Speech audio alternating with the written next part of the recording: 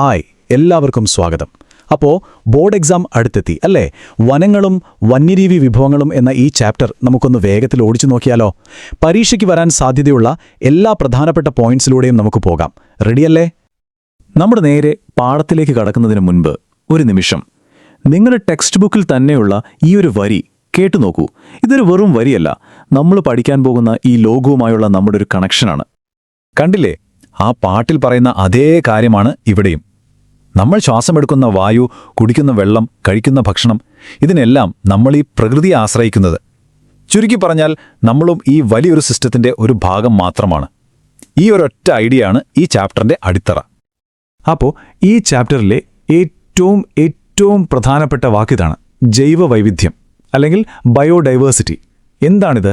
സിമ്പിളായി പറഞ്ഞാൽ നമ്മുടെ ഈ ഭൂമിയിലുള്ള എല്ലാത്തരം ജീവജാലങ്ങളും, ഒരു ചെറിയ ബാക്ടീരിയ മുതൽ ഏറ്റവും വലിയ നീലത്തിമിംഗലം വരെ, ഇതെല്ലാം വെറുതെ ഇങ്ങനെ നിൽക്കുകയല്ല, എല്ലാം പരസ്പരം കണക്റ്റഡാണ്. അതാണ് പോയിന്റ്. ശരി, ഇത്രയധികം ജീവികളൊക്കെ ഉണ്ടെന്ന് പറഞ്ഞു. ഇതിനൊക്കെ എങ്ങനെയാണ് തരംതിരിക്കുന്നത്? അതിനാണ് IUCN ക്ലാസിഫിക്കേഷൻ എന്ന് പറയുന്നത്. ഇത് ഭയങ്കര ഇമ്പോർട്ടൻ്റ് ആണ് കേട്ടോ. കാരണം വൺ വേർഡ് ചോദ്യങ്ങളിലൊക്കെ ഇത് സ്ഥിരമായി വരാറുണ്ട്. അപ്പോൾ ശ്രദ്ധിച്ചിരിക്കുക. ആദ്യത്തേത് നോർമൽ സ്പീഷീസ്, അതായത് സാധാരണ ജീവികൾ. ഇവയുടെ എണ്ണത്തിൽ പേടിക്കാനൊന്നുമില്ല. നമ്മുടെ ചുറ്റും കാണുന്ന പശു, ആട്, പിന്നെ നമ്മുടെ നാട്ടിലെ മരങ്ങളായ മാവ്, പ്ലാവ്, ഇതൊക്കെ ഈ ഗ്രൂപ്പിലാണ് വരുന്നത്. സിമ്പിൾ അല്ലേ? ഇനിയാണ് നമ്മൾ കുറച്ചുകൂടി സീരിയസ് ആകേണ്ടത്. വംശനാശ ഭീഷണി നേരിടുന്നവ, എൻഡേഞ്ചേർഡ് സ്പീഷീസ്. ആ പേര് കേൾക്കുമ്പോൾ തന്നെ അറിയാമല്ലോ, ഇവ വംശനാശത്തിന്റെ വക്കിലാണ്. ഇവയുടെ എണ്ണം കുറയാൻ കാരണമാകുന്ന കാര്യങ്ങൾ നമ്മൾ നിർത്തിയില്ലെങ്കിൽ ചിലപ്പോൾ ഇവയെ നമുക്ക് എന്നേക്കുമായി നഷ്ടപ്പെട്ടേക്കാം.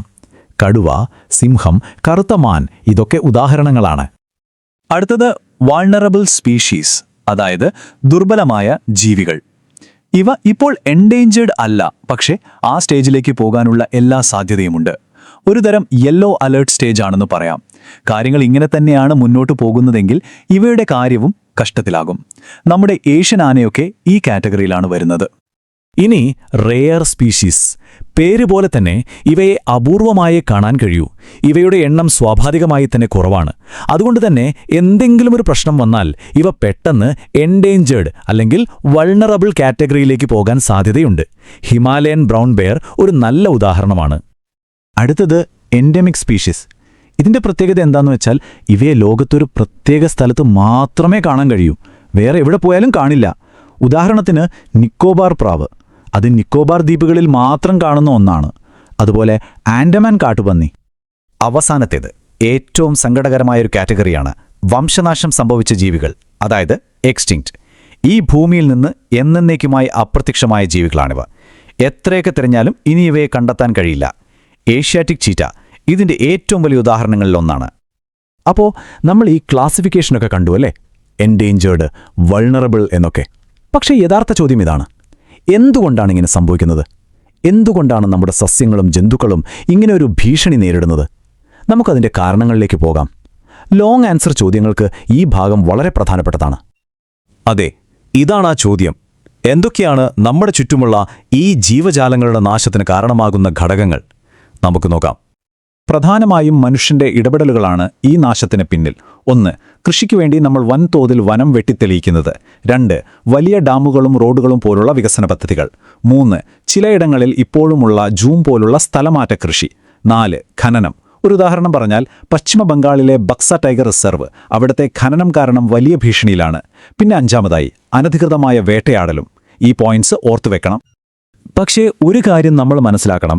ഈ വനങ്ങളും വന്യജീവികളും നശിക്കുന്നത് കേവലം കുറച്ച് മരങ്ങളും മൃഗങ്ങളും ഇല്ലാതാകുന്നൊരു പ്രശ്നം മാത്രമല്ല. അതിൻ്റെ പ്രത്യാഘാതം നമ്മൾ വിചാരിക്കുന്നതിലും ഒരുപാട് വലുതാണ്. അത് നമ്മളെ നേരിട്ട് ബാധിക്കുന്ന ഒന്നാണ്. അതെ, അതെങ്ങനെയാണെന്ന് നോക്കൂ. വനങ്ങളെ ആശ്രയിച്ച് ജീവിക്കുന്ന ഒരുപാട് പാവപ്പെട്ട സമൂഹങ്ങളുണ്ട്. വനം നശിക്കുമ്പോൾ അവരുടെ ജീവിതമാണ് ഇല്ലാതാകുന്നത്. പ്രത്യേകിച്ചും സ്ത്രീകളെയാണ് ഇത് ഏറ്റവും മോശമായി ബാധിക്കുന്നത്. കാരണം വിറകിനും വെള്ളത്തിനും കാലിത്തീറ്റയ്ക്കും വേണ്ടി അവർക്കാണ് കൂടുതൽ ദൂരം നടക്കേണ്ടി വരുന്നത്. ഇത് അവരുടെ ജോലിഭാരം കൂട്ടുക മാത്രമല്ല, പലതരം ആരോഗ്യ പ്രശ്നങ്ങൾക്കും കാരണമാകുന്നു. അപ്പോൾ കണ്ടില്ലേ, ഒരു പാരിസ്ഥിതിക പ്രശ്നം എങ്ങനെയാണ് ഒരു സാമൂഹിക പ്രശ്നമായി മാറുന്നതെന്ന്. ശരി, ഇത്രയും നേരം നമ്മൾ പ്രശ്നങ്ങളെക്കുറിച്ചാണ് സംസാരിച്ചത്. ഇനി നമുക്ക് പരിഹാരങ്ങളിലേക്ക് വരാം. ഈ വലിയൊരു പ്രശ്നത്തെ നേരിടാൻ നമ്മുടെ ഗവൺമെന്റ് എന്തെല്ലാം കാര്യങ്ങളാണ് ചെയ്തിട്ടുള്ളത്? നമുക്ക് പരിശോധിക്കാം. ഇന്ത്യയുടെ സംരക്ഷണ ചരിത്രത്തിലെ ചില നാഴികക്കല്ലുകളാണിത്.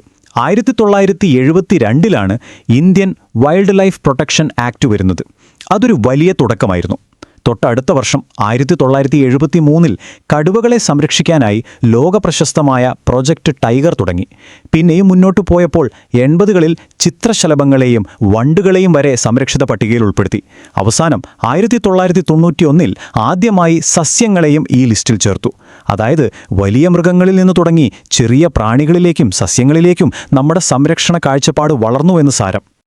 ഈ ഒരു സംഖ്യ നോക്കൂ, 1827. എന്താണെന്നറിയാമോ? 1973 ഇന്ത്യയിലെ കടുവകളുടെ എണ്ണമാണ്.